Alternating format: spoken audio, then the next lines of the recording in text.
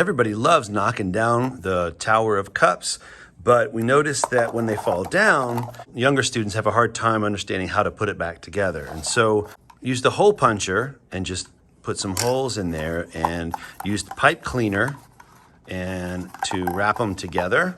So it's a quick 4, 3, 2, and 1. And even kindergarten this week has had a really easy time setting it back up. Seeing as how I cannot leave well enough alone, I had to try another way. I stapled them also, and sometimes that worked, and sometimes they don't want to lay down flat like this. So I do not recommend stapling them. And I also tried string, and the string was just more loosey-goosey. I also tried little strips of tape to hold it together, and the tape doesn't seem to work as well. So I'm a big fan of the pipe cleaner.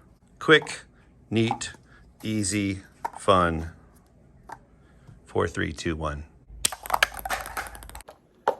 Another reason to attach the cups, and this trick I learned from my students today, is if you take that top one, turn it upside down, and then the next 2 upside down, and 3, it's surprisingly easy to stack and maybe more fun to knock down since it's less stable.